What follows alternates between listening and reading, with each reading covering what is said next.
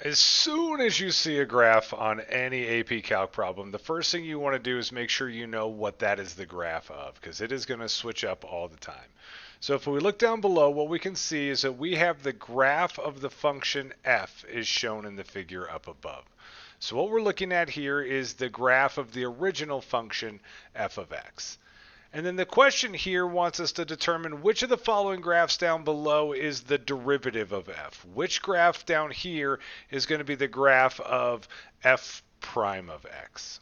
And so what we need to do is learn how to read the derivative off our original function. And you do that, I call it my derivative triangle is what you want to use here. So when we read off a graph, anywhere that original graph is headed up and increasing, that's where our derivative would be positive. Wherever our original graph is headed down and decreasing, that's where our derivative would be negative. And anywhere our original graph goes horizontal just for a second, that would be a zero derivative. And those horizontals are happening at what we call critical values. Those are usually happening at maxes. They can happen at mins, but they can also happen when your graph just goes sideways for a second. So don't forget about that third option, because that happens all the time. So what I do first and foremost is I come through and I read off my pluses and my minuses and my zero.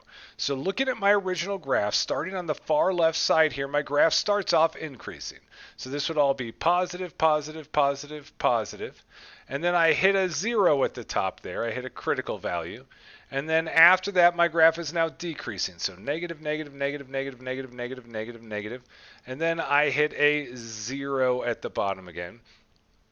And now after that critical value, I'm back up to positive, positive, positive, positive.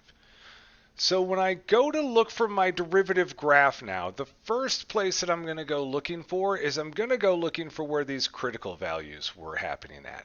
And that's because when you go to graph a derivative, remember the graph of the derivative, you're going to graph your positives are always going to be graphed up above the x-axis. Your negatives, where your graph was decreasing, are going to be graphed down below the x-axis. But those zeros, those critical values right there, those will be graphed right on the x-axis. So whenever it equals a zero, that's when I'm going to actually hit my x-axis here. And those are very easy to find points when I go looking at it. So what I'm looking for is a graph that has a critical value. I'm just going to call this some random position A and some random position B. So I know that I need to hit a zero at both of those places. So as I look at A has a zero and a zero, so that fits. B is missing those zeros there. So B's off the table right now. C is giving me those zeros and those zeros, so that's good to go. D doesn't have that, so it's off the table. And then E has those zeros going on, so I've narrowed it down to I've narrowed it down to three options, A, C, and E right now. And then from there, what I do is I come back and read what the pluses and minuses were. So before those zeros, I need my graph to be up in the positive. I need it to have a positive y value. Whenever our graph would be increasing, it's going to be up top there. Well, looking at A, I want it to be up here, but it's all down here. So that can't be the right graph.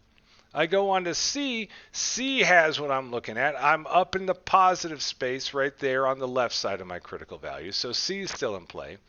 But then if I look at E again isn't in the positive, it's down here in the negative. I need it to be up top here. So E is off the table.